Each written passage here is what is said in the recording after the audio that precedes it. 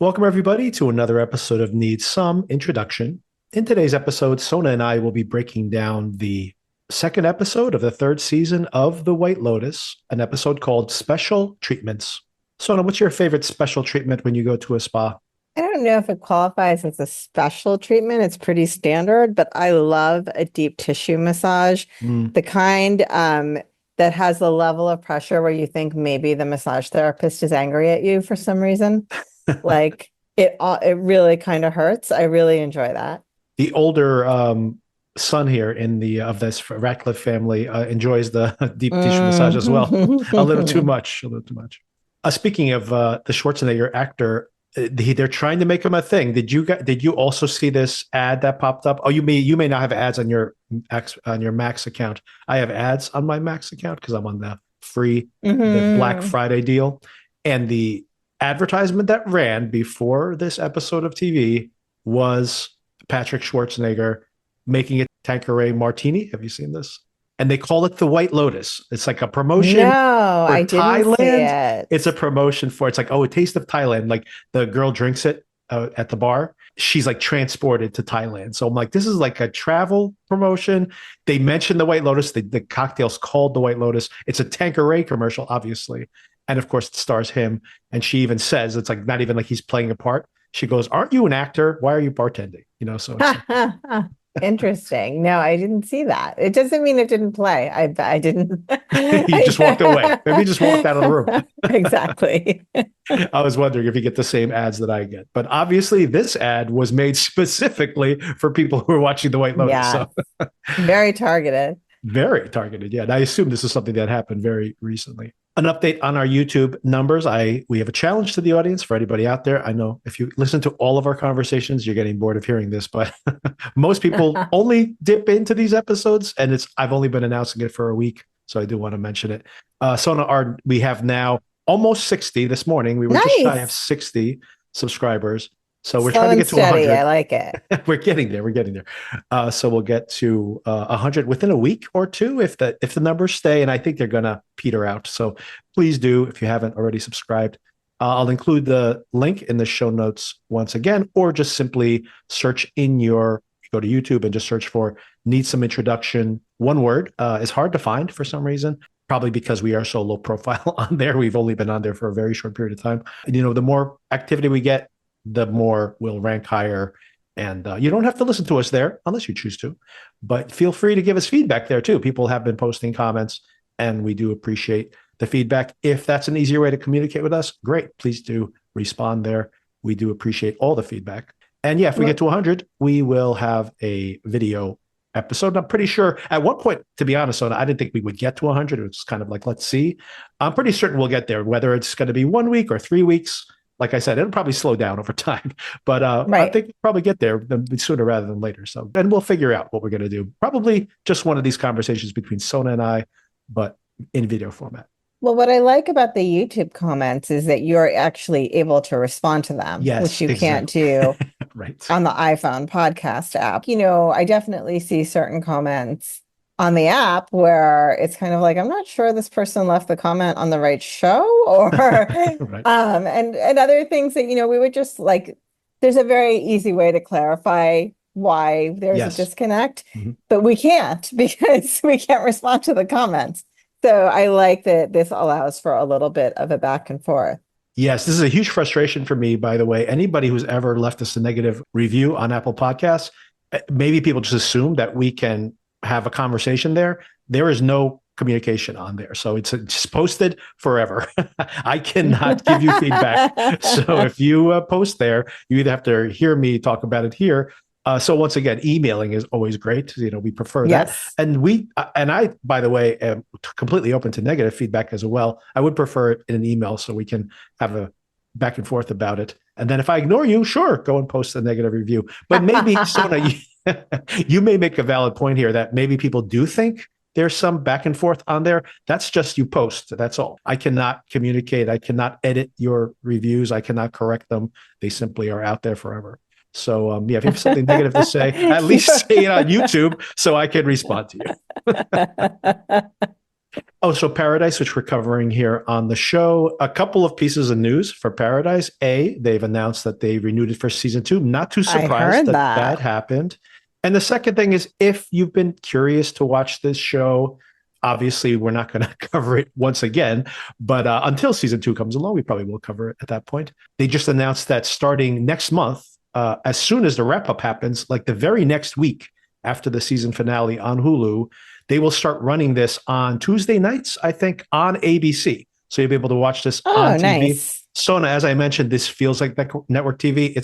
I think it'll be very popular on network TV. You can watch that there if anybody wants to. And of course, just bookmark or just remember that we have that backlog of episodes and then listen to them then. Once don't spoil your stuff yet. It's definitely a show that literally every episode is going to have a hook in it. So you don't want to listen ahead before you watch it.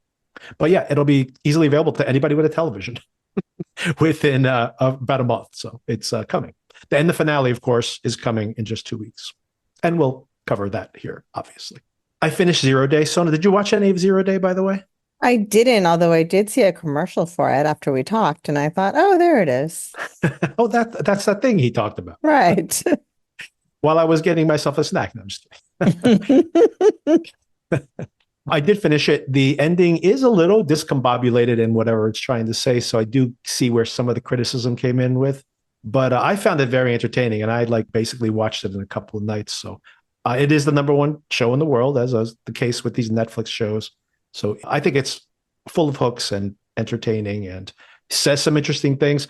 It gets dumber and less on point and really confused in whatever it's trying to say politically by the end. Intentionally so. I don't think they'd want to offend nobody. So they come up with this very mushy philosophy by the end.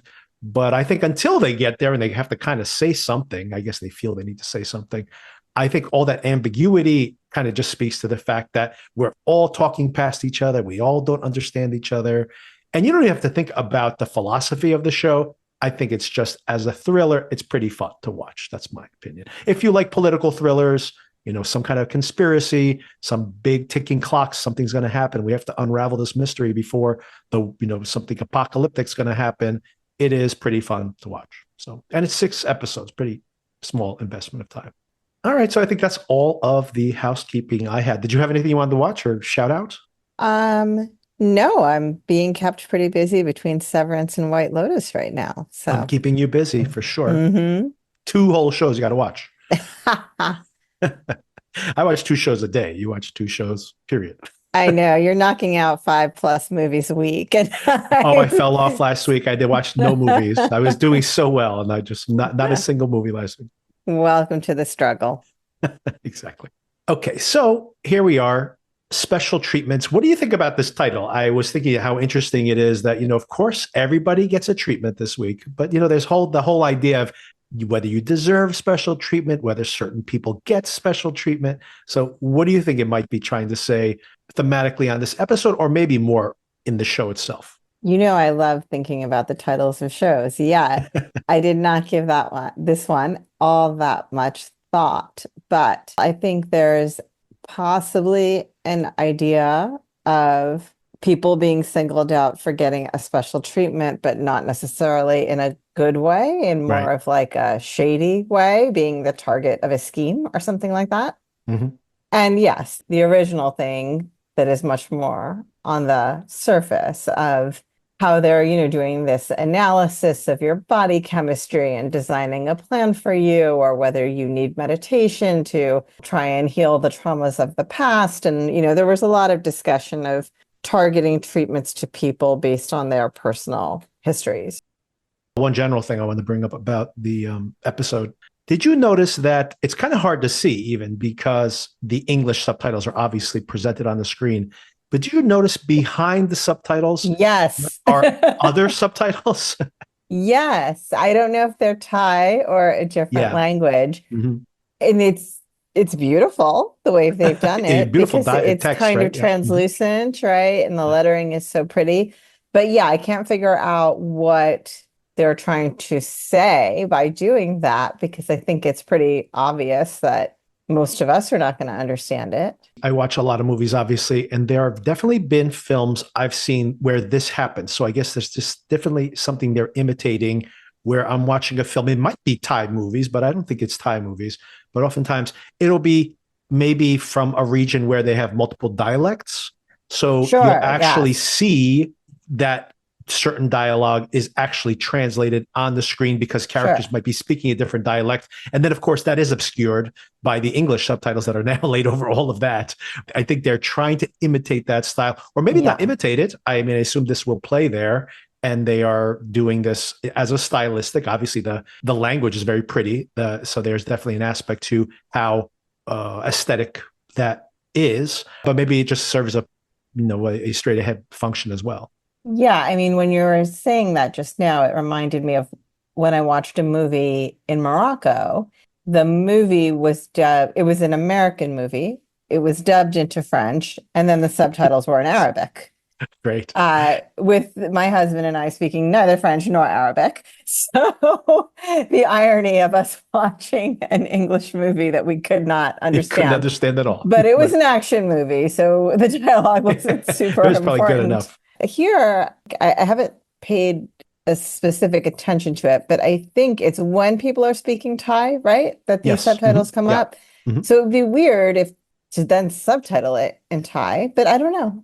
If anyone out there happens to know, I'd love to hear this. I'm just now in this moment thinking about the fact that perhaps they speak in a different dialect, and that might be telling us something about the Maybe. class or something of Right. I these haven't been people. paying attention to who it is Right. that's talking when they do it. Maybe it is even indicative of that. So yeah, if anybody knows more, please let us know. We'd love to hear feedback because I even Googled it and like nothing came back. Hmm. I'm sure it'll become more of a conversation piece as the show progresses, though. And I want to get into the plot breakdown. I'm going to break it up based on different characters. And Sure. once again, Sona, Yeah. maybe the ones I care about the most and the ones I don't. And maybe we could have a power ranking of what you care most about in this show. Sure. Because maybe some of that is shifting actually, which is kind of interesting and maybe intentional as well. Before we get into that, obviously something thematically that's happening here with the show is this idea that this resort is a paradise, obviously, but a limbo as well for all of these people. And I think that is something that's being explored here. But I think over and over again on this show, it's like people go to this paradise in a way, and maybe this is what we all do when we go on these vacations, is to put your life on pause, and how maybe that's an impossibility. And maybe it is how people enter and then exit this liminal space, what is happening to them there, the transformation that might occur, or maybe the lack of transformation, right? And maybe that is some of the commentary or the judgment of these individual characters. And how do you think that works for, in general for us, giving ourselves this space potentially to take advantage of it, or maybe not? Maybe sometimes, like for some of these people, it's catastrophic, this attempt at it. Yeah, well, you reminded me of a really super challenging time in my life when I was dealing with a very complicated infertility situation. I was in a very dark place, and life goes on, and you try and live life as normal and take vacations and all of that. And you think, like, oh, finally, a getaway from thinking about all of this stuff that is consuming me. And when you go away, you realize why someone coined the phrase, wherever you go, there you are, because really you can't run away from any of it. Right. I think it's very hard when you are truly struggling with something to shut it out, as much as our human impulse is to try and run away from it and shut it out. Look at this paradise you're in and appreciate it and forget about all your troubles. You can look at the paradise and appreciate it, but my personal experience is that you don't forget all your troubles. They just come with you. Maybe that's, and we're only 2 episodes in, but that's maybe a little bit of my criticism of the show so far, is that it feels a little bit samey, where everybody is about to face catastrophe or pretending that things are great when they're really not. But it's like kind of like they're in on it. It's not like anyone's having a revelation.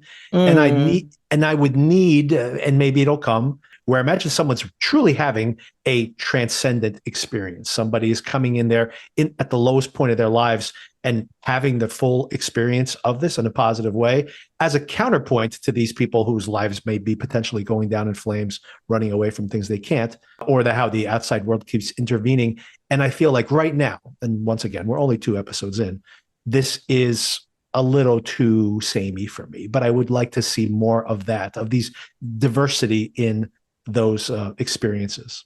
I think there is still time for that to Sure. develop. And I think if you look at a character like Chelsea, Yeah. she is in a very different space than, say, the 3 middle-aged women Right. who Mm-hmm. are off together. So I think there is some diversity, and I think it will develop further. I'm not sure in what direction. I am not having that problem with the show right now. You know what? You bring up Chelsea, and we'll talk about her in much more detail, especially in relation to that relationship she's in. Maybe I am speaking out of turn here because she is there for the experience.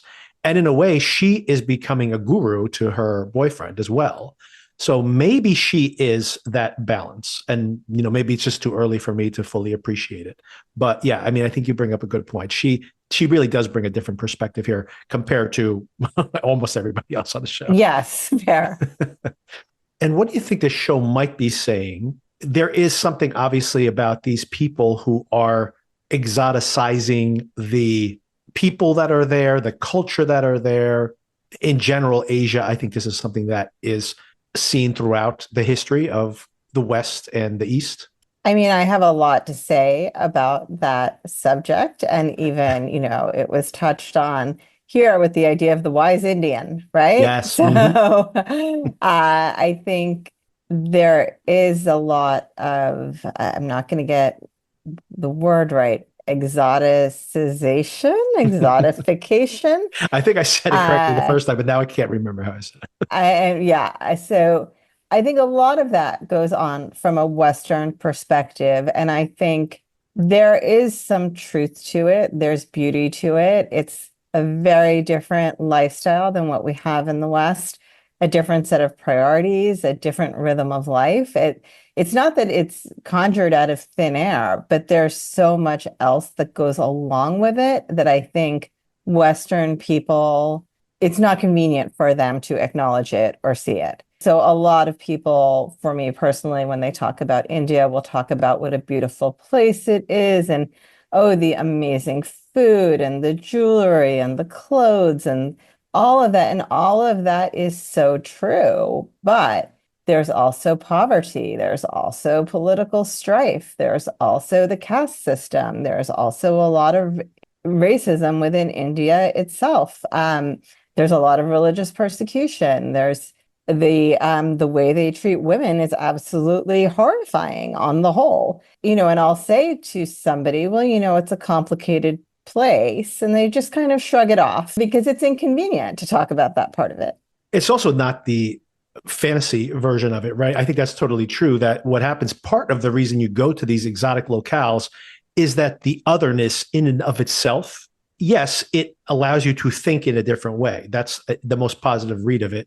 But it also is like the otherness of it itself makes it a novelty. And in a way, it becomes also the negative side of being a novelty, right? That it is just the otherness of it. It makes you think like, oh, this must be deep because it's something you don't know, but not without the context of course, well, if you lived in this context all your life, it wouldn't matter as much. Like even something where I was joking about like, oh, Belinda gets to work here. And you reminded me that like, yeah, she lives in Hawaii. I'm like, true. Like me going to Hawaii would be like, wow, I get to work in Hawaii. This is incredible. Right. So it's all about the current context. But sometimes just being in a different context, of course, could be great for your headspace to force yourself into a different, and it's proven that it's true that by forcing yourself to be in a different routine, it does reset you to some extent. But then that can go too far where it just starts to be, and I think about that a little bit even in this episode where they're doing the dance, they're performing for them, and they're like, ooh, is he in a loincloth? Oh my God, ooh, he's almost naked. The culture is a performance because that's tourists' version of it, which then of course lends to this simplified view of the culture from the attendees as well. tourism is a huge industry, first of Yeah. all. Mhm. For many countries, it's to everybody's benefit to capitalize on the things that people want to see and the experiences they want to have. But oh, it's just such a complicated conversation. And I personally have not been to Thailand, so I can't say anything about Thailand specifically. I mean, everything I'm relaying is about India. Right.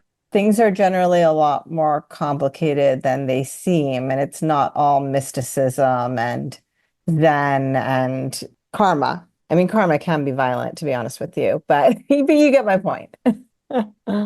Well, karma can definitely Mhm. be violent for sure. So Yeah. What I'm saying is like this Eastern idea of spirituality and sure. the Mhm. beauty and the peacefulness of that, which is a real thing that exists, but not in a vacuum. It exists alongside a lot of other complicated concepts. You mentioned it already, but I do want to circle back to the point that Chelsea does mention to Rick. There's obviously some negative connotations to this as well, or at least an oversimplification. But I will vouch for the fact that having a good talk with a wise Indian woman on a regular basis is pretty beneficial. Oh, I love that. Thank you. And also excellent proofreader for my YouTube responses. I think what we saw from him was evidence that he does need to be talking to someone about Oh my something. God, absolutely. Yes. So why not a wise Indian woman? Or anybody at all. If that's the excuse, then go for it. But I do want to start where the episode starts off. We continue directly from where we left off last week, where it's the three women in the same configuration that was we left them last week. And it's interesting too that we have an extra day here on the show Mhm. that we do see the day rise on the next day, but we do continue a little bit with the previous day. So slight variation in the recipe here for the show. And I thought it was interesting, the three ladies at the end. So one of them says, like, what a great first day. So I Yes. thought, like, oh, I would have considered the prior day, the first day, but I guess your travel day is not necessarily your first. Especially when you've been traveling as far as you have. You probably So don't do far. much. Yeah. Probably don't do much on that first day other than eat Right. and then go to sleep. These And they've women hung made, out. Yeah. they did, they've made several references to jet lag. So Yes. people are definitely feeling it. So this is a really interesting scene. I did have a bunch of questions. Most importantly, Sona, do kids who are raised in New York City have no childhood and Oh start my sucking each other off at God. 8 years old? Is that Oh true? my God. First of all, I felt so called out by this episode between the wise Indian person reference and the who would raise a child in the city. This again could be an episode all its own. I could talk forever about why one would choose to raise a child in the city. And I will say it's not for everybody. And the city kids are built different. But I don't think they're built different in that way. My God, that was horrifying as somebody whose child is turning 8 years old this week. In some ways, they do grow up faster. In other ways, though, I think sometimes the real troublemakers are the suburban kids, Vic. Oh, I can vouch. There's trouble everywhere. I did think it's a very typical conversation that people have about raising kids in the city. So it was fun to see it portrayed that way. But I am ready anytime anybody would like to discuss the merits of raising a child in the city and why we have made the decisions we've made. I'm happy to expound on it and, knock wood, so far, so good. I also like the fact that this conversation between Kate and Jacqueline gets Mhm. interrupted by Laurie with this great jump scare. Yes. Jacqueline's response to this afterwards was, I thought it was a monkey that was, and I'm like, is this another Mhm. clue? It I'm feels like suspicious of these it. monkeys. Let's blame the monkeys. It really feels like it. And I want to talk about the dynamic here with the women. We can just kind of do it all at once rather Yeah. than kind of go step by step. We obviously are continuing this alignment between Jacqueline and Kate. But then, as we talked about in now 2 episodes now, when we talked about Severance as well, the slippery nature of the triangle when you have these different dynamics in the power that shifts. There's a dynamic shift later on where Mhm. Laurie and Kate are now talking about Jacqueline. Right. We also discover a lot of things. We find out in that initial conversation that Laurie's daughter, this kind of idealized version of the raising of her beautiful daughter. They comment, of course, they continuously comment when anybody leaves the room. She looks great. Her daughter looks great. It's always like who looks great. But and apparently the daughter has been having some issues. She's going through a divorce. They called her husband a loser. Her career as a partner, I don't know if she's a lawyer or not. Did they? I don't know if they explicitly say Yeah, that. I was wondering if that had been explicit and I missed it. It sounded like she's a lawyer from the conversation they're having. Yeah, that partners, and it sounds like that. But of course, there are other businesses that Of have course, similar yeah, structures. But sure. I was thinking lawyer right away. Another thing that resonated with you, Sona. Yes.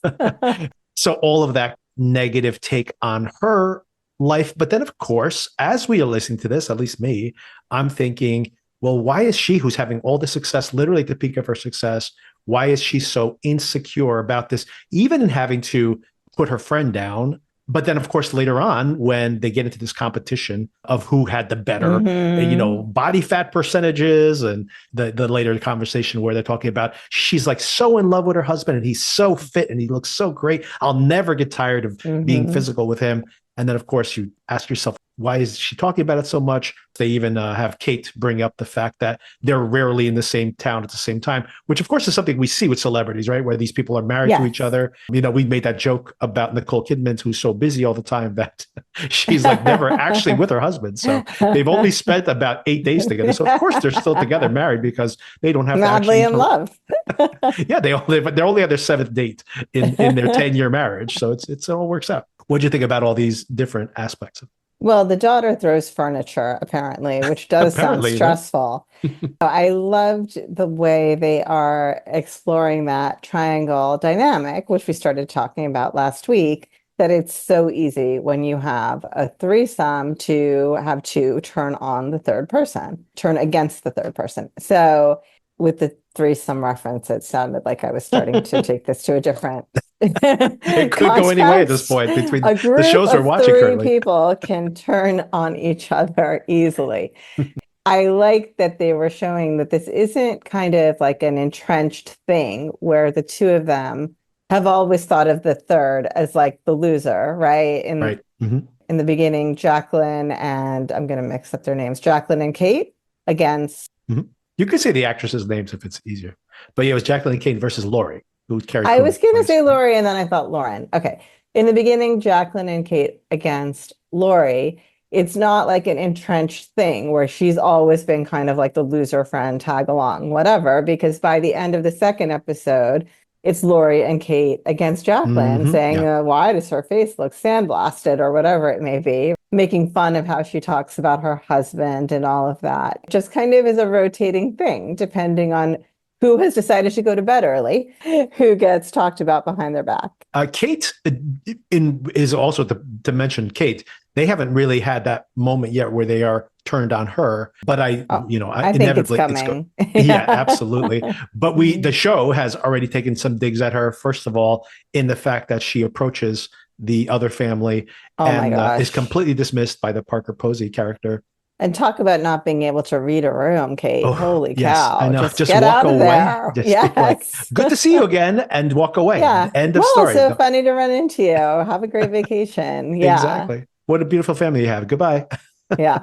Just But stood there awkwardly while the oh, time passed. the worst. That says something about her. And also, like, kind of, I also find it very funny later on where they're talking about that Valentine had basically given the exact same reading to both of them. Yeah. But when he gave her reading, and I like the competitiveness between the two of them, where they're saying, well, he said this to me. He said this to me. Well, I guess he says it to everybody because he said the same thing. And I don't know if he meant it with you. And then all of a sudden she's like, wait a second, that's not what he said to me. He said I was average. And then they're making fun of the way people eat in Texas. And she goes, I eat chicken. I eat beans. I just convinced myself to eat beans. Like, you know what? First of all, I give her credit for admitting what he said to her. True. Because she didn't have to. So I think that tells us something about her character, that she is somewhat honest, right? She didn't have to offer that up. It wouldn't have been dishonest to not offer it up, Exactly. right? But she affirmatively says something that doesn't portray her in a comparable light to the other two. And I can totally relate to the idea of like, I convince myself to like this food because I'm supposed to. I've done that numerous times in my life. Yeah, I think that's why it's so funny is because like we've all done that where, I would never eat that. We don't eat as much meat and my cholesterol level's higher. I never had cholesterol issues until I got older. So now it's like we just eat less meat. So it's like now we have a lot of beans in our food. It's just the way things are when you get to a certain age. And we like it because we gotta like it. So because it's better to not like it. It's interesting what you bring about mention about her though, because she seems to be kind of guileless when prompted. She says negative things, but I do wonder if she's just kind of trying to please the person she's talking to, because she doesn't seem to be malicious in any of these things. Like when she's sitting there and honestly asking the lady, really, did you forget me? She seems to be a little like affronted by that, but not like not like her ego's in the way. She just seems surprised by the reaction. And the same thing in her being very honest in her interactions when the three of them are together. And also when you think about those one-on-ones where she's not the first one to talk, but once the other one starts goading her a little bit, then she kind of jumps in. So maybe she's just trying to make the other person happy. And maybe that's what's going to be happening here. She's going to keep getting pulled by one or the other. They're competing over her in some way. Yeah, that's an interesting point. Something to keep track of in the future. Who starts the smack talk? Exactly. Although I would like to see her like kind of come to the fore. Maybe that's intentional, that she's kind of in her shell right now, but will emerge as the dominant one, which would be interesting as well, because we've really been seeing we're really seeing the Michelle Moynihan character first, and then our Monahan character. Now we're just starting to see the claws out from Laurie, the Carrie Coon character. Can I tell a little anecdote just really quickly where I related to Kate very much? Yeah, tell me. I do think, and we'll talk about it, there's maybe something more behind Parker Posey's denial of ever recalling absolutely. her. Okay. Yeah. But if we were to take it on its face, every year we have a family vacation to the same location, and this location happens to have a brewery. And, breweries are great for small kids because they generally have a lot of space to run around. My kid always brings his soccer ball. He's obsessed with soccer. He will find kids to play soccer with, so everybody wins, right? You get to be in a pretty setting outdoors. Your kid is occupied. 2 years ago, he found a kid to play soccer with. Nothing unusual about that. We all said bye. This kid happened to be kind of distinctive looking. We go for a week every summer, generally the same week of the year. This past August/September, we were there. He ran into the exact same child playing soccer. And this family was from the Poconos in Pennsylvania. So very strange to me that like we went to this brewery once during our week-long trip and we ran into the exact same family from the Poconos. And so, of course, my group said to this family, isn't this crazy? These two boys played together last year. And they just said, yeah, I guess. Are you guys leaving? Can we have your table? Oh, wow. And wow, you were not impressed at all by this coincidence that we've run into each other again when we come to this place for maybe 3 hours over the course of a year, and our families were in the same place at the same time yet again, but they were completely unimpressed and just wanted our table. Maybe they were just hangry. Maybe. Worse than that is I've had experiences where I've traveled with somebody and then afterwards like forgot that we traveled together. So that is closer to what she's experiencing right there. I'm like, oh yeah, you were there. I don't actually remember you being there. I'm just saying that. Okay, the next thing I want to move over to is the dynamic between Rick and Chelsea, this couple, which I think in a way, like the girls, the three women, the gossipy ladies, they are obviously developing that. And that is a cliche of its own. The three girls kind of going and having that midlife experience together, and it's got its ups and its downs. It's like something that happens in rom-coms a lot. So they're not really breaking the mold there, even as the dynamic gets a little darker here. True. But it's almost expected that they're going to start turning on each other potentially.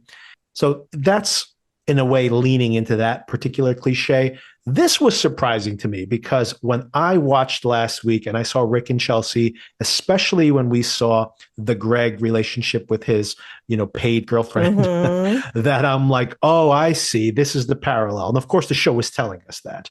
And I was saying, well, I don't know how long these people have been together. He's obviously her sugar daddy. So I made a lot of assumptions.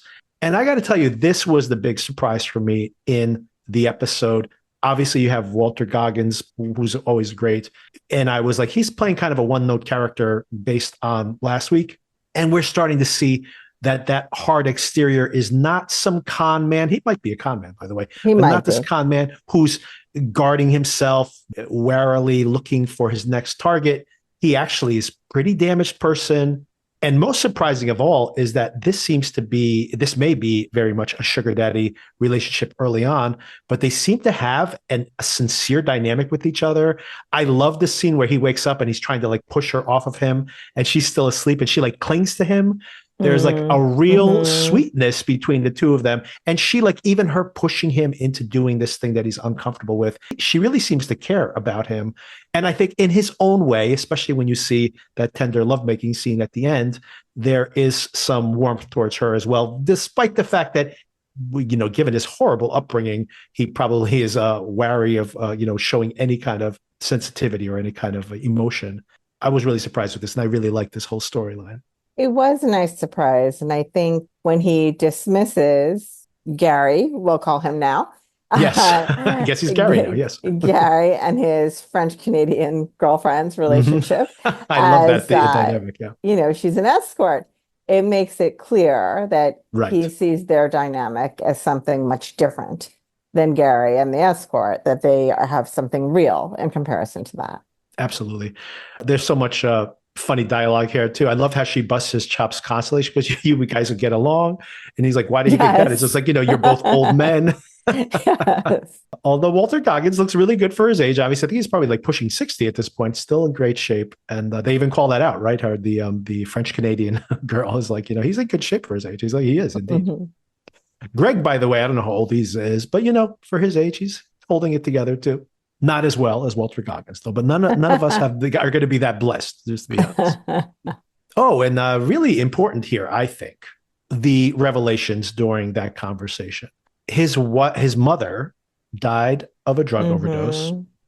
His dad was murdered, according to what they're saying here. And I do have a question about that. I like him saying that his stress level is 8 out of 10 all the time, which is, of course, sad to contemplate. And his obsession with finding this Jim Hollinger character. And also, you have seen, you looked him up last week because you didn't know what I was talking about, but you look at Scott Glenn, another wiry guy. I think that there's an implication of, regardless of what he said, his father was murdered. Maybe he means his father, like the person who raised him. Father figure, correct. Rather than a father, because his obsession with tracking this guy down, do you think there might be some kind of father connect, or he's looking for his dad? I think that makes sense on paper, but the character that we've seen seems like someone who would write off his father as being useless, worthless, not something he was going to pursue. I don't feel like this character would be invested in finding his father. Unless maybe there's some reason, maybe there's some external motive besides the familial relationship. Maybe he needs a kidney. I don't know. Well, oh my God, that's actually not a bad guess, considering that the father's been sick recently. But and maybe he was asking him for a kidney, and that's how he tracked him down in the first place. Now you put that in my head.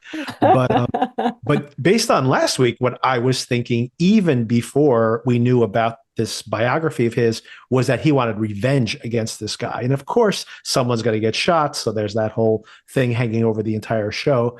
Maybe this is the guy who killed his father. That's the other possibility. And he's finally tracked him down. Could be. Yeah, that could be. All remains to be seen. To me, someone who defines themselves as like the tank is empty. Yes. Wouldn't have the wherewithal to track down his father for reasons of emotional closure. Like, it just seems like a resignation to the state of your life and that it can never change. Because to me, the natural next question would be, so how can I fill that tank? But he didn't seem interested in filling the tank. Correct. This is my dark reading of all of this. We don't know if he's a multimillionaire going to this exclusive resort. He might be burning through his life savings on this journey. And because if he doesn't get a kidney, he's going to die. No, I mean, like build out this story. If he truly does believe that he has nothing in the tank, and he is nothing, he literally says, if you have nothing in your tank, and you have nothing to put in it, then you are nothing. So if he really feels that nihilistic about himself, then maybe this is a death run that he's on. And part of that is this revenge, right? So that's my, very film noirish Maybe, interpretation of what might be going on here. maybe. It's possible. And maybe that is part of his discomfort of having actual feelings for this girl, is that would be something to anchor him to this life, right? Mm-hmm.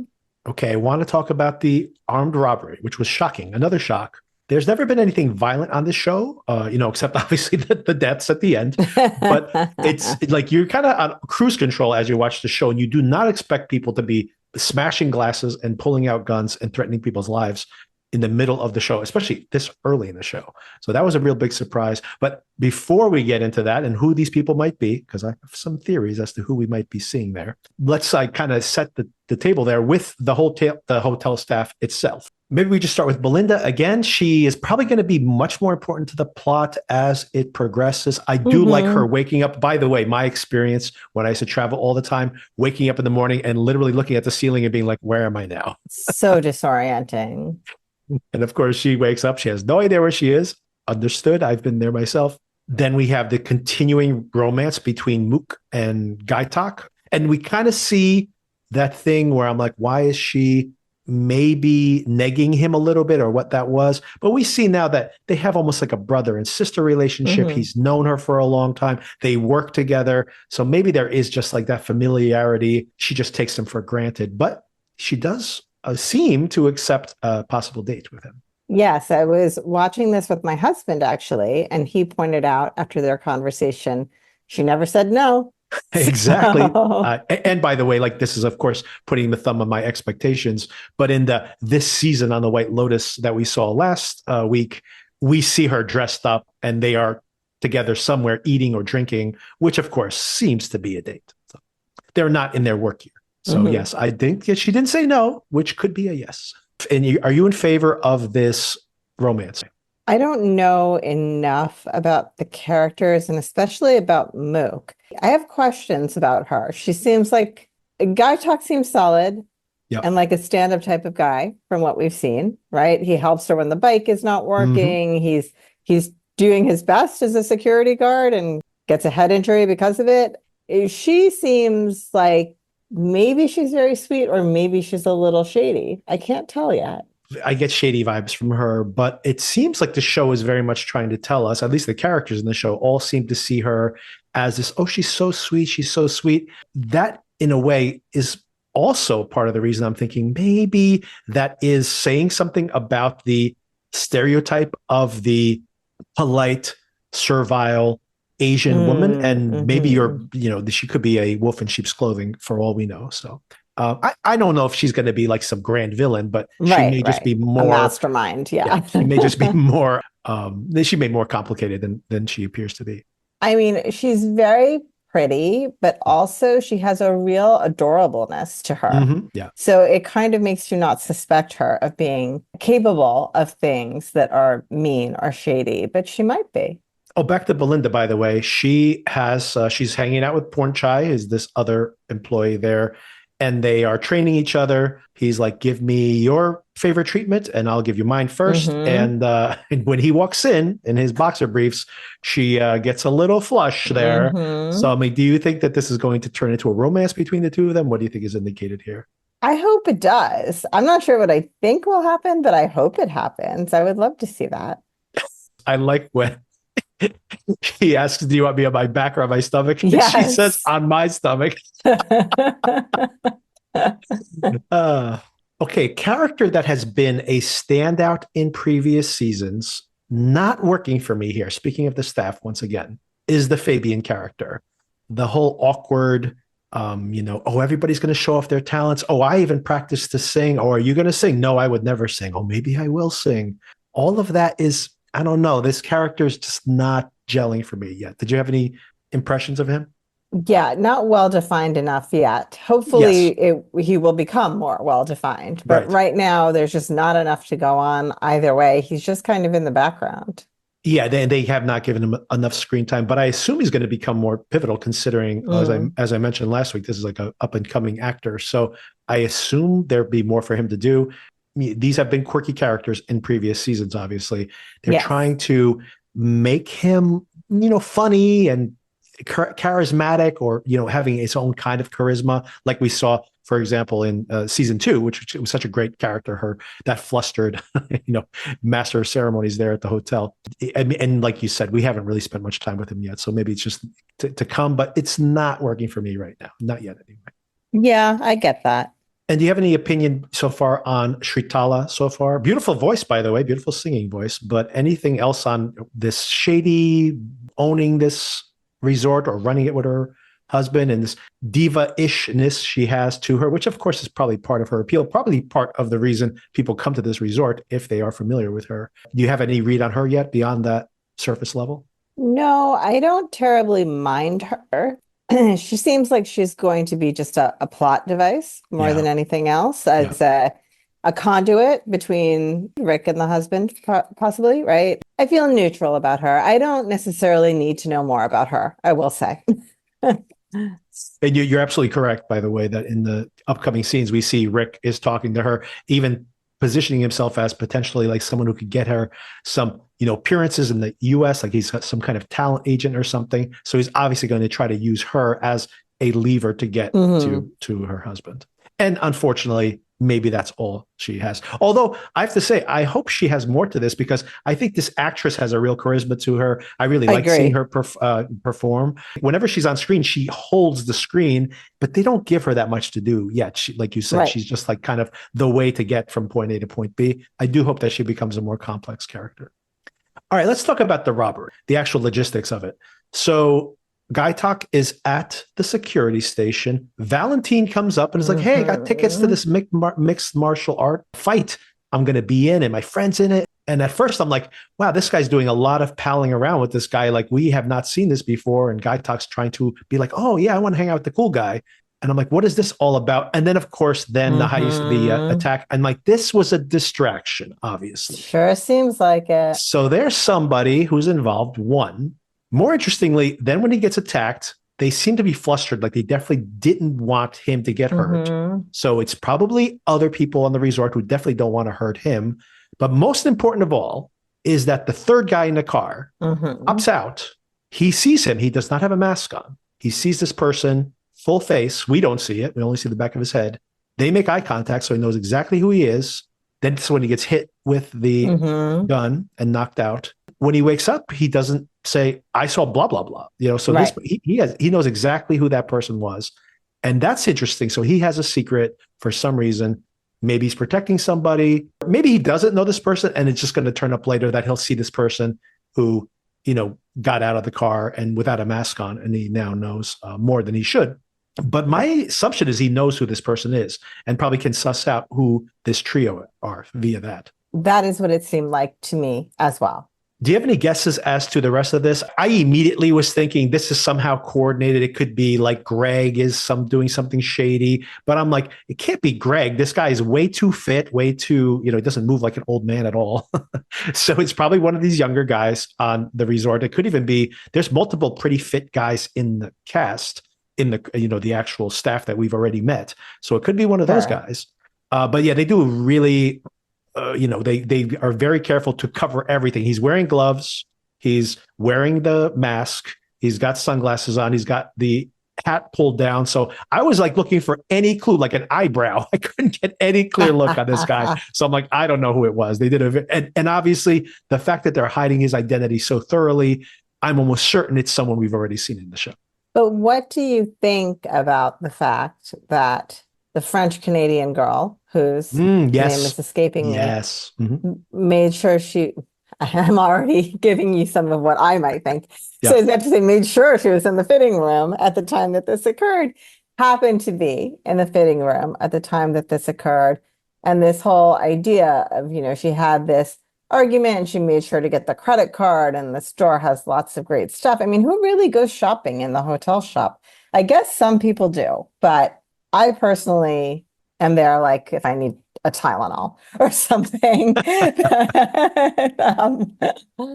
I mean, just coincidence or more? What do you think? Right. Chloe is the character's name. That is very questionable. So maybe this, even if it is the staff, maybe this was coordinated by Greg, Right. Gary, because it is very suspicious. She is there. She's tucked away the entire time.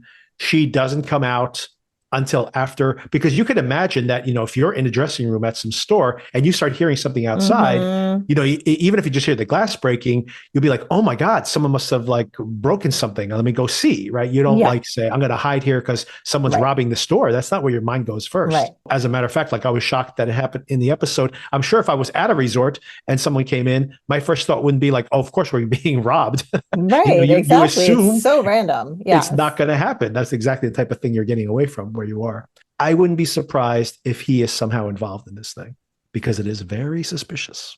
Yeah, I think you make a really good point. You can imagine Chloe goes in, she scouts the place out, sends a text message, disappears into the dressing room. Greg passes the message on to whoever it is, Valentine and or not Valentine. Well, all of them. I guess it's three people, right? Valentine's there to distract. Truck rolls through. They're in and out. And the only thing that doesn't go to plan is that he takes too much action. The guy talk who actually tries to do the right thing.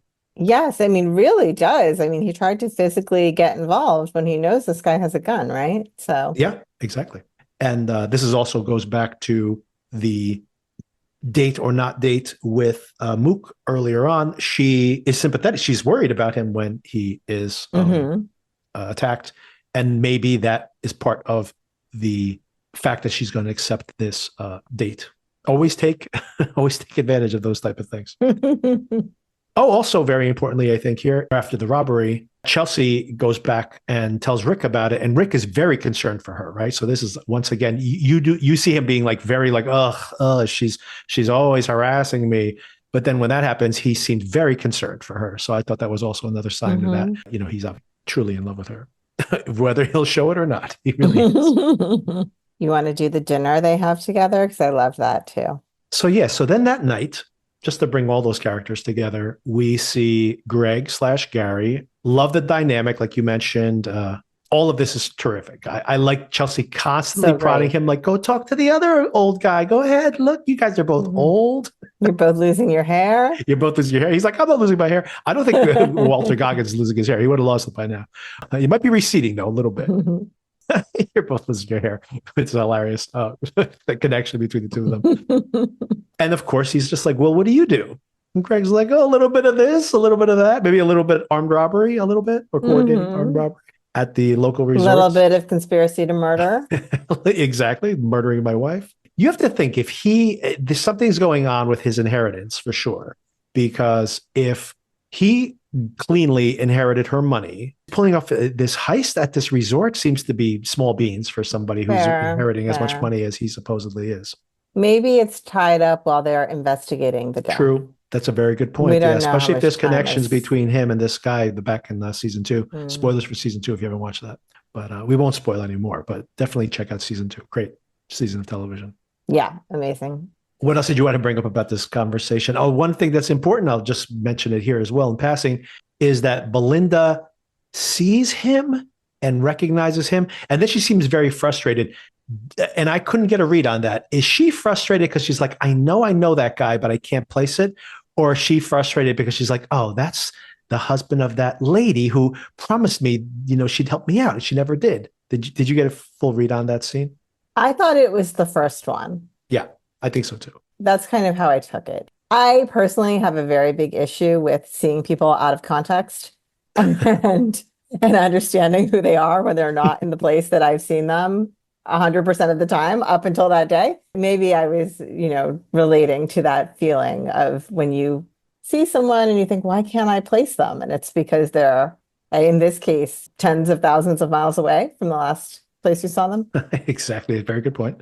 So yeah, that's how I took it. What I loved about this dinner is, again, just the point of relation of like the couples dinner, right? Where I've become friends with somebody, and so now we've decided the four of us should go out together. That's and my husband is just like dragging his feet the entire time, Yep. complaining about it all day. Why do we have to do this? And then you get them together and you're like, talk to each other. Like, it's almost like you're on a play date. Like, come on, you guys have so much in common. You're going to like each other. We already know. So like, just get to warm up. I thought that this and that answer countered by Rick's "me too, I also do this and that" was great. Right. So again, of course, we're drawing these connections between the characters for sure, and these two couples. I especially once again love. Well, you brought it up already, but I love the the you're French, and she's like French Canadian, and he's like, "What's the difference?" And she's so offended by this. It's hilarious. It's like I live in Canada. There's quite a difference. Absolutely true. Just because you speak the same language does not make you culturally the same. Very true. All right. Getting all of that out of the way, I guess we got to talk about the Ratcliff family. Here we are with the We have disturbing arrived at family that my they keep least favorite putting in our destination face. in my power rankings of the plots I care about. Still bringing up the tail. It's what's happening with the Ratcliff family. But I still am interested in the father's subplot. A little It's bit. it's the weird dynamics between the children that Yes. I never need to see again, to be honest. But And here we are. Victoria, the Parker Posey character. Once again, Mike White is a good writer.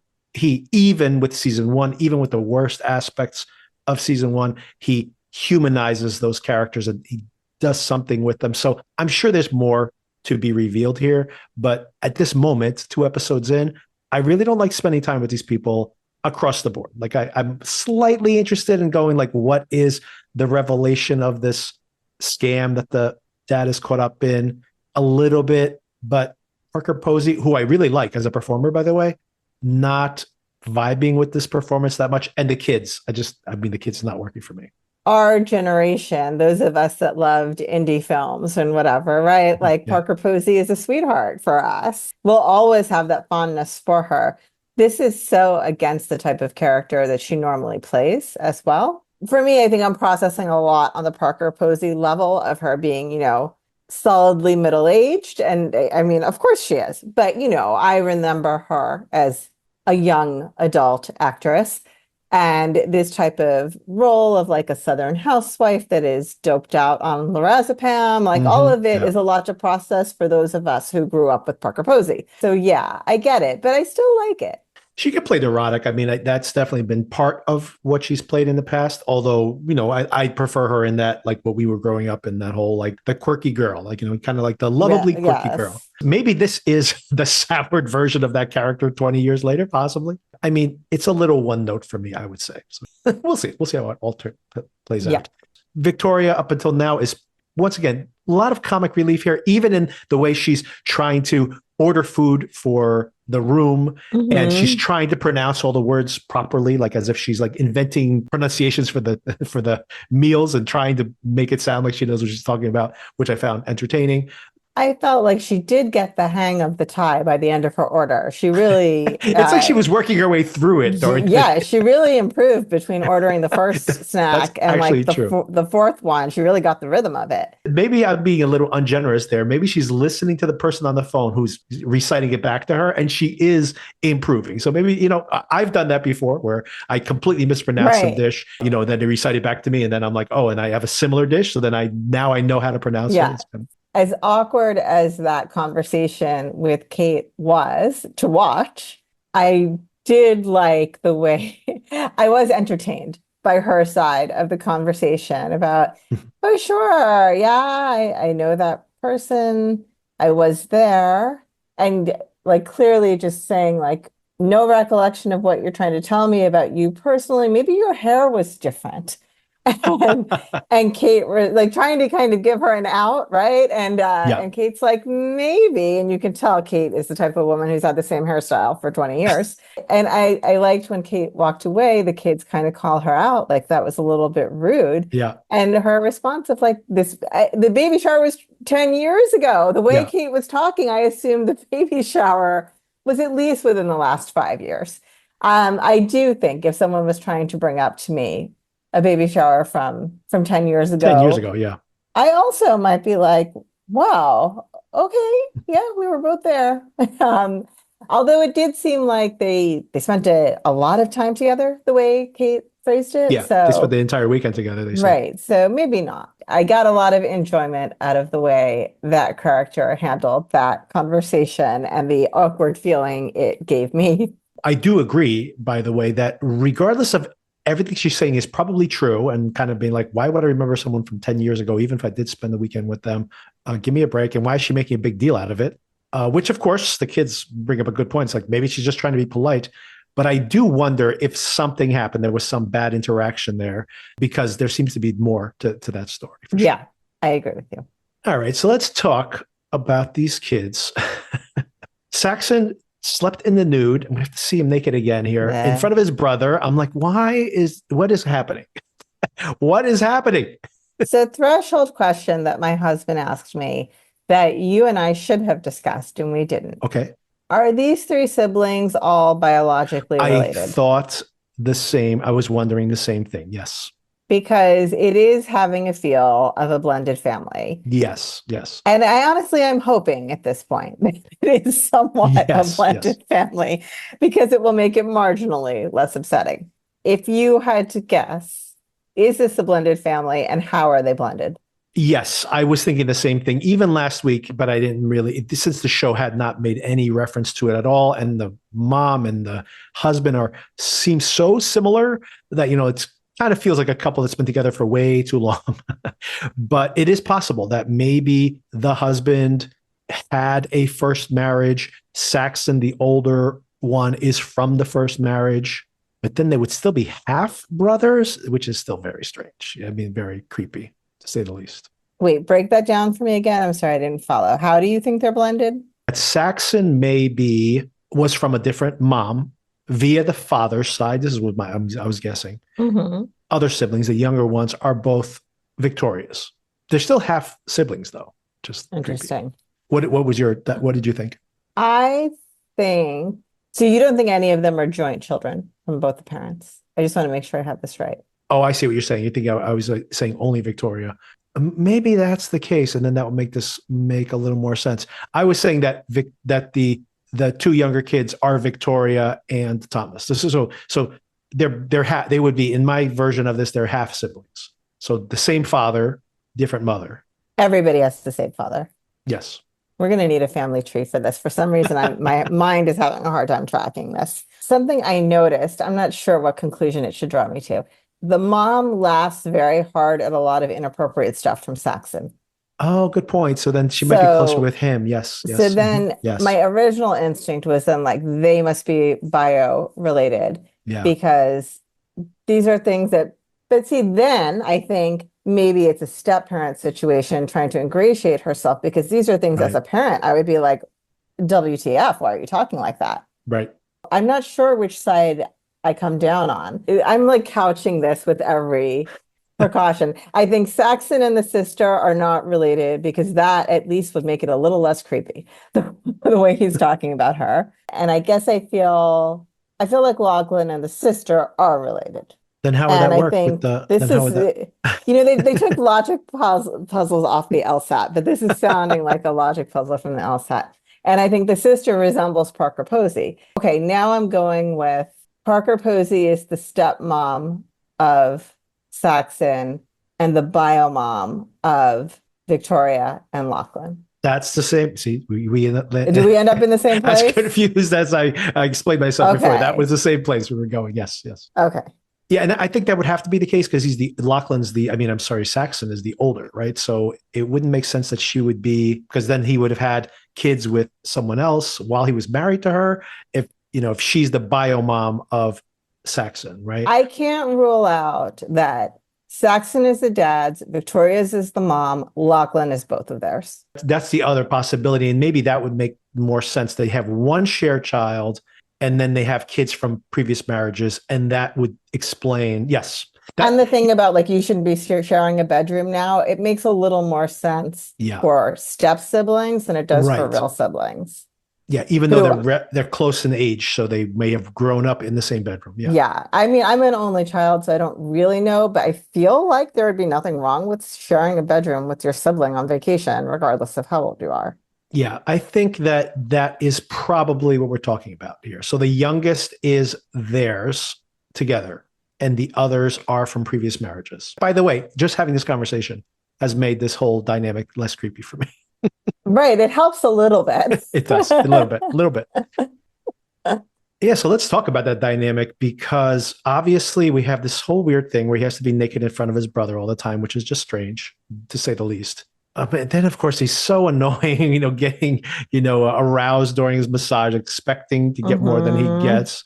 And then so irritating when he can't find his blender for his protein shake. All of this is just like nails on a chalkboard for me. Agree So, with you. although there does seem to be, Chloe seems to be a little bit of attracted to him, right? When he walks by later on, one of the girls is like, oh, he's so annoying. And the other one Mm-hmm. was like, cute though. So maybe that's a Mm-hmm. clue that if he's going to hook up with anyone, he'll hook up with Chloe, who probably does not committed to her relationship, let's say. And then, of course, there's the scene where Lachlan and Piper are. I've never seen this before. This kind of thing where you're floating in the water, but in a hammock at the same time. That's kind of It interesting. looked awesome, didn't It it? did, right? Yeah. It's such a And then beautiful I locale, was too. wondering, like, is this high tide? Is this the highest it Yeah, gets? right. Or, Yeah. right? Like, it's so interesting. It better not get higher, that's for sure. I did. That's what I was thinking. You fall You might asleep, and then drown in all of a your sudden you sleep. wake up feeling like you're being waterboarded or something. Yeah, but it looked amazing. And he's actually gone for a deprivation tank therapy. I've always wanted to do this, by the way. Have you ever done this? No, but I'm claustrophobic, so I don't think it Oh, would work that's for right. me. Yeah. I always wanted to try that because I hear that people like deprive of Yeah. all your senses. You get a real intense meditation Yeah, it sounds like it would be amazing if you're not having if you're a not having a panic nervous attack. breakdown, which is what would happen to me. Yes. During that hammock scene, he has this conversation bringing up the fact that Saxon said she was hot and that she was still a virgin. And she gets really upset by this. I mean, Yeah. obviously, you could just imagine her being like, ew, he's gross or whatever. There's more going on here. Do you have any feel for what's going on here? I thought it was just she knows he's a creep, but he didn't realize Right. that Not he's that much this of a creep. creepy. Yeah. And so that's why she's just marveling at his new level of creepiness that he's ascended to. But maybe there's more. And what do you think is going on with Lachlan? We hinted at the fact that maybe there's something going on with his sexuality, but there is, speaking of a triangle here, it's interesting. If there's a parallel going on here, he's in Kate's role here. It seems to be like, depending on who he's with, like he laughs at the Mm-hmm, inappropriate mm-hmm. joke when that seems to be the case. But then he seems to be closer to the sister, but then says this to the sister to kind of feel her out. And then when she gets upset, he plays it off like, oh, I didn't think you were going to Mm-hmm. get that upset. So it's almost like he's not sure of himself as a person in general. Yeah, I think that's right. And then there, of course, is, speaking of the sexuality aspect to it, there is the scene where they are getting served by this, it's something culturally common in Thailand, at least anecdotally, that there are these like lady boys that they call them. Was that a woman or was that a man? And then the dad was saying, well, things are different out here. Right. That joke, that inappropriate joke, is actually pretty funny. Got to Mm-hmm. say, it's a little bit funny. I did laugh a little. I thought it was going towards a Forrest Gump direction. Yes, Just you never know what you're going to get, which I mean is the point, but yes, yeah, exactly. a little more graphic. I haven't heard that version of it. I thought it was kind of funny. A little rude, but still. Once again, the fact that they are siblings, even if they are, not blood siblings, and this constant fixation of all the people here, even when the ladies are saying, oh, you should try to hook up with Valentine, you're the single one, make a move. In the scenes for next week, it does seem to be like she does do a little flirtation. Maybe she's testing the waters there to see if he's interested. So there does seem to be some aspects of sexuality here in the show. For the fact of the show that the fixation on sexuality is among these siblings has been really creepy for me so far, and for you, I I assume. agree, Yeah. and not wanted on my part at all. Yes, in general, that's not a good look. Yeah, I mean, I loved, like last season was a lot about sexual dynamics and with the couples with Ethan and Yes. Daphne, and I can't remember the other names, but Harper and whoever Theo James was. I loved that. I mean, that was Oh, that amazing. was great. All So that sexual yeah, competition and all that dislike by Harper. Harper, right? Which really kind of hid a sexual attraction. All that stuff is so much fun in the context of couples. Yes. Adults, yes, Exactly. that are not When related it's to like each other. children, like they're not children, they're adults. But when it is like siblings, it's just like the same dynamic there. I'm like, no, Right. please stop. Right. I'm not opposed to exploring Right. sexual themes. It's just not in this context, please. I'm sure there'll be some payoff. It's for me, I agree. It's just kind of little skin crawl. Hmm. Because every time we talk, I have to make a reference to a 30-year-old movie. This, now that we're talking about siblings, is reminding me of Cruel Intentions. Remember that Oh movie yeah, there you go. with Sarah Michelle Sorry, Gellar yes. and Ryan Phillippe? And I think Hmm. it's been a long, long time. I think there was something going on there, sexual, between step siblings, Yeah, I think. that's a good point. And they were a very wealthy city Hmm. family, Yeah. not from South, but so maybe something parallel to that is happening here. Cruel Okay, sorry. Intentions moved to Thailand. That's right. Okay, sorry, but let's go back to the dad, who I really am actually interested in this storyline. Yeah, so apparently there's some kind of money laundering going on. By the way, I don't know if he's going to be in the show, but I recognize right away the voice on the phone. This is Mm-hmm. Ki Hugh Kwan, who of course just won the Academy Award a couple of years ago for Everything Everywhere All at Once. Speaking of a movie reference from not 30 years ago, but 40 Yes. years ago, this Yes. was like obviously he's been in so many things back when we were kids, even Head of the Class. Remember, he was on that for years. And then his career like dried up in like 1990 or so. But he was still working, by the way. He was doing like stunt choreography and things in Hong Kong movies. But of course, made a huge comeback recently. And he's in a movie right now and playing in theaters called Love Hurts, I think it's called. Oh, And that came out at Valentine's Day. But anyway, maybe he'll be on the show because I mean, this is a pretty big right. guest for somebody to just do a cameo on the phone. At minimally, we're going to have a lot more phone conversations with him for sure. So, but remains to be seen. It makes me feel like he's going to actually pop up on the show at some point.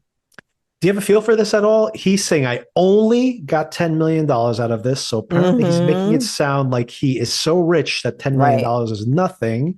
But then it makes me ask the question, as oftentimes just seeded by the fact that a lot of times in movies and shows, people who are presenting themselves as really wealthy are kind of just hanging on by their fingernails. So for him to take such a huge risk for only $10 million makes me feel like maybe he needed that $10 million. But maybe Right. it'll He be had even more to. ironic if he's like a billionaire and his whole empire is going to go down because he's so greedy that $10 million more bankrupts him. Yeah, it feels like a robbing Peter to pay Paul situation Yeah, or yeah, whatever that phrase exactly. is. Yeah, Because this family, while they do come off as wealthy, and we did have that little lecture about from Parker Posey about what their romantic partner's true intentions are, and you want to make sure that they're not using you for your money. Despite that, they don't exude that level of wealth, right? right. Of being like so crazy, filthy, rich that $10 million is nothing, right? So I'm thinking he had some kind of debt to pay. Yeah. I also feel like even the other people who are here, like even if Greg lives nearby and they're like, oh, you must be really rich if you live nearby, that says something. But if he's now robbing, pulling off these heists, for Hmm. example, it's like, how rich is he really? And then, you're in Thailand. So rich in Thailand, probably Right, not as rich as downtown London, right? So right. real estate prices are probably not comparable.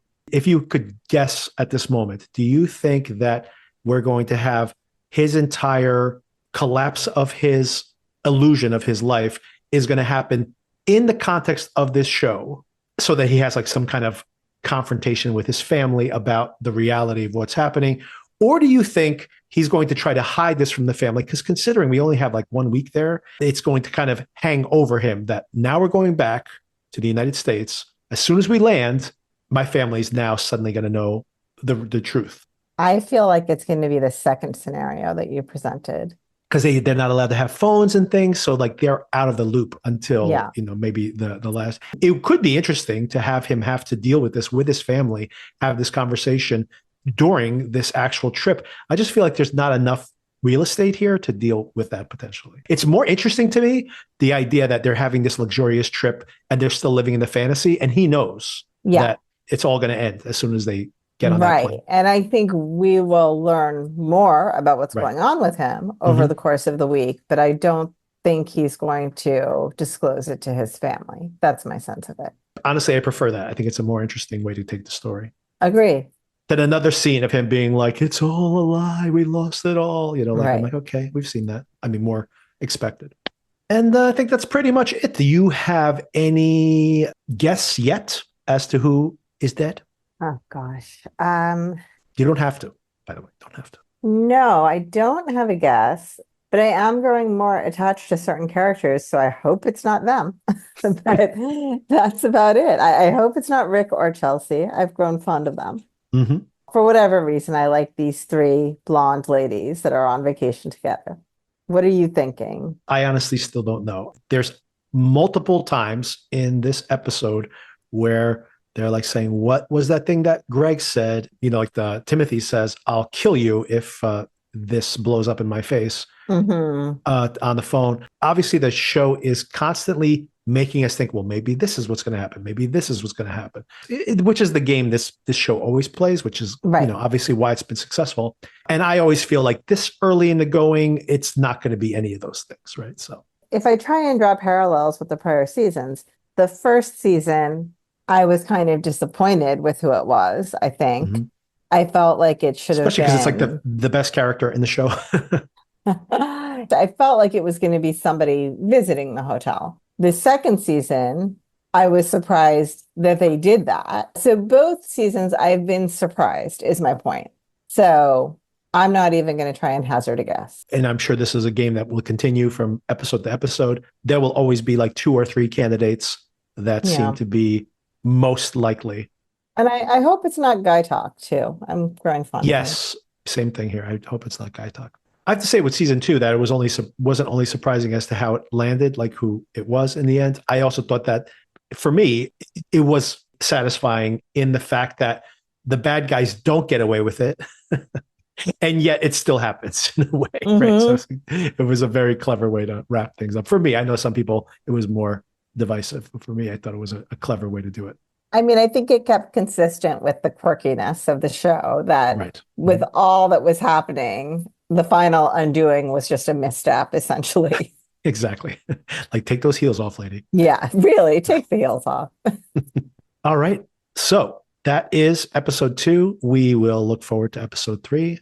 Once again, everybody out there, any feedback? YouTube, sure, go there. Email us, needssomeintroduction@gmail.com. Recommend us to your friends and family if they're watching White Lotus or not. Recommend the show and our podcast at the same time. Check out our other episodes. We're talking about Paradise. Only 2 episodes left of Paradise. We have 4 more episodes of Severance as well. Another episode later this week. And the Academy Awards are next week, and I really don't care. Although it does seem now that Honora is frontrunner for this, and I loved Honora. So if it wins and a lot of people see the movie, I can't wait for that to happen. One of the lesser movies wins, I probably won't watch it anyway, and then I probably won't care either. I mean, in general, for me, I don't care about that show anymore. I do like when something I actually like wins because then I know more people will watch it. It still matters to some people for some reason. Are you a fan at all, Sona, of the Academy Awards?